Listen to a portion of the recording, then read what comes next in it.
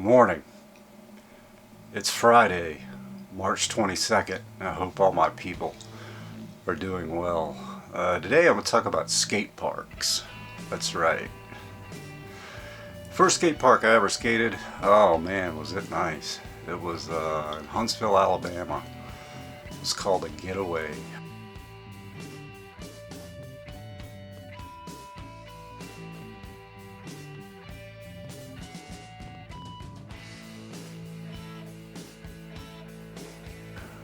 I've got my ID, my old little ID that I got. I don't know, man. I think that park opened in probably 1979. That's when we left Huntsville.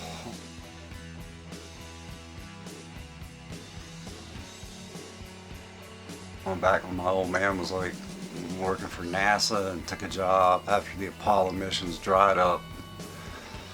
You know, he was kind of left. He just wanted something more stable, and that's like when he went to work for Nav Air, and we moved here. I only got to skate that park like a couple of times, but pros came through, man. I mean, it was world class. It had some pretty nice bowls. They've since rebuilt it, and it's I'm pretty sure it's open. And they even have the capsule thing that it was like a 3/4 capsule that you could roll into. I mean, it always scared the hell out of me, but I would see people go up and carve in it. And there were some local guys like Buddy Carr, I think, or Buddy Rawls, excuse me. But we moved to North Carolina, and in Morehead City they had a skate park. I didn't even know it was there. Like a guy told me about it like later on when he had skated it when it was open. And by the time I had gotten there, when I first picked up a board, it was probably 1984. I had a 85. I had a pink Roscop, like the first one, you know, with the, you know, blue arm, like pointing down and busting through the target. And boy, I love that board. I got it at Hot Wax down in Atlantic Beach. Oh, Greg Paul's old place. And man, I love that board. It had like Sim Streets wheels on it. It's a Cracker Jack, like ACS trucks, I do believe. And it was a really good board. I loved it. And Swinson was like one of these places that I think the Sledge family like built it. And it may have been built in the late, like I would say like 79, 80, and it was dozed, I think, in 1996. So all that time, it was, you know, they had a snake run, like what we call the butterfly bowl, where you could go in and just carve.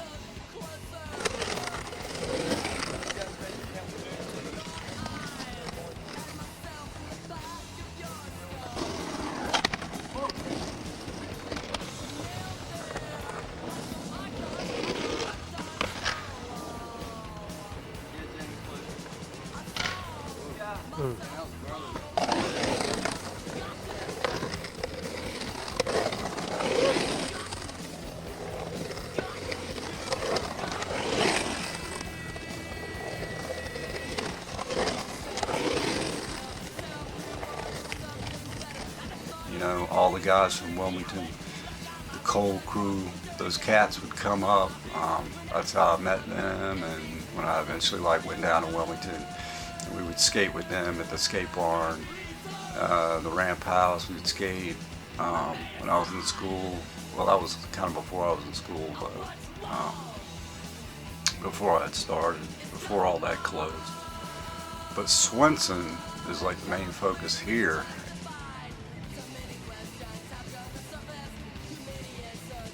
And it was just kind of run what you brung, and there was even a guy with like this dirt bike that would come in there sometimes, like flying, you know, hell bent for leather out of nowhere, man, just full throttle going. If the like deep bowl like didn't have the toilet bowl, didn't have garbage all in it, and it wasn't filled up, you know, he would go and do like a couple of, you know, laps around in there, go around the park, and then just zoom on out. you wouldn't see him. It was crazy, man. It was a really good time. Like from that period, from when it closed, I never heard of anybody getting hurt down there. And it was one of those places where, you know, it had graffiti and it was rough, and if you fell, you know, it was pretty gnarly. I fell from the top of that damn bowl, the toilet bowl.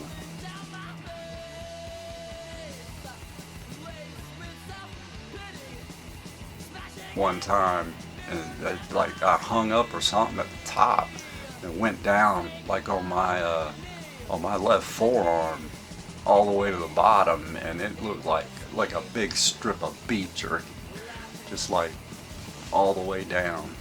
And I was sticking to the sheets and everything until I like wrapped it up, like, you know, bandaged it up in gauze and everything, and then let it dry out. But it was nasty, man. Oh man, it took about a month to like heal.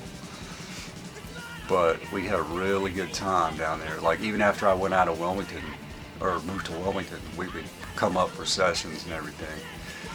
But there were, you know, you're a typical place with graffiti, and you know, people would go there, hook up, make out, you know, smoke a little, you know. Back then I was like pretty clean. It's like that's before my drinking had really, you know, taken like a nosedive. That was like later, like around 2004, like when that jumped off. But yeah, man, it was like a really fun place, and nobody had gotten, you know, seriously hurt. Like as far as I know, I had never heard about it. So along comes this guy. Like I guess he had skated there like when he was younger, and he had brought his kid with him. You know, he's like, hey, I guess his kid was into skating or whatever. This is probably around '95 maybe, and I guess he went over that bump that went down into the flat area before you would hit like the little snake, where we would basically surf it. You know, you would surf Swinson like when the waves were flat. That's where we were when I was like heavily into surfing, you know, and skating a little on the side. But I mean, it wasn't like I was ripping vert or anything like that. I'm not into it like I was when I was skating my ramp and skating. The city had a ramp. It was 52 feet wide, but I digress. So this guy takes his kid there and goes over that bump and somehow just loses it. Just totally just slams. Totally dismantles like one of his arms. Just smashes it to pieces. So he's got to go to the hospital. He doesn't have any insurance. What does he do? That's right. He sues the city.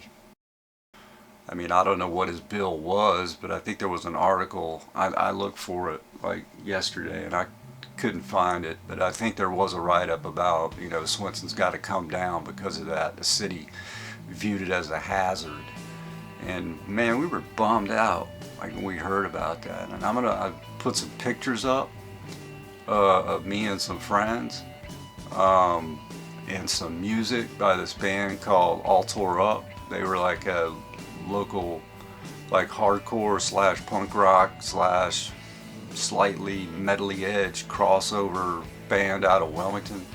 They used to play the Mad Monk, you know, the club that burned down and then they reopened it in Wilmington. And most of those guys would come up and skate. I won't mention their names, but they know who they are, like if they're watching.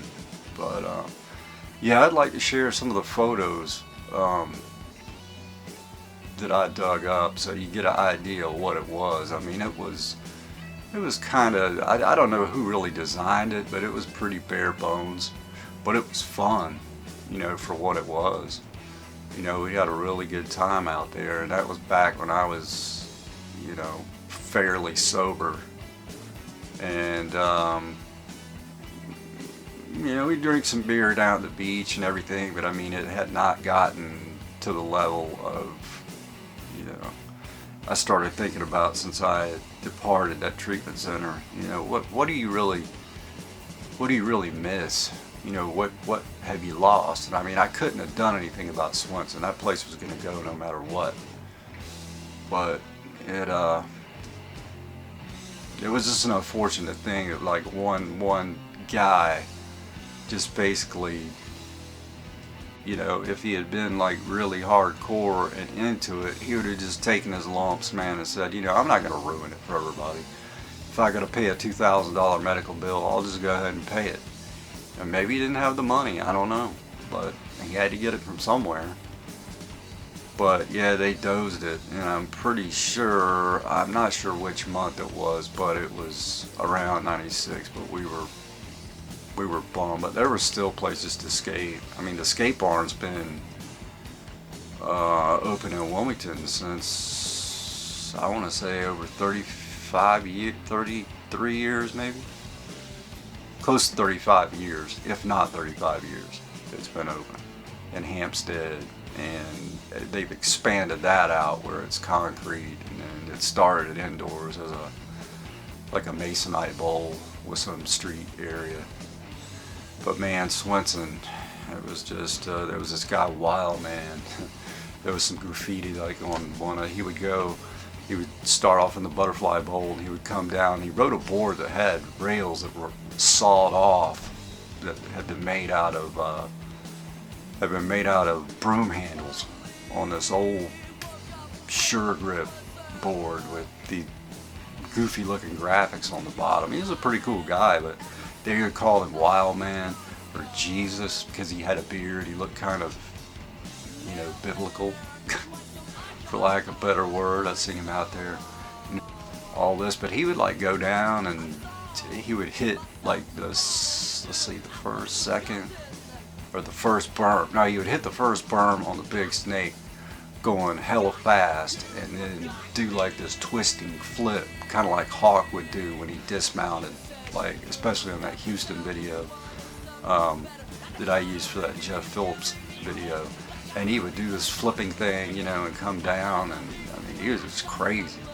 Show up in this pickup truck, had his board like lashed in the back of his truck, like with bungee cords, or, you know, had it on top, like on his surf racks. Man, it was damn funny as hell.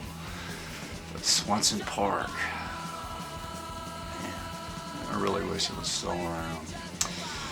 But anyway, I'll share the music and the photos with you. I hope you dig it. If you know, you know. If you don't, you don't. Hey, it was a great place. It was a great place to be around growing up in the 90s, or late 80s, 90s for sure.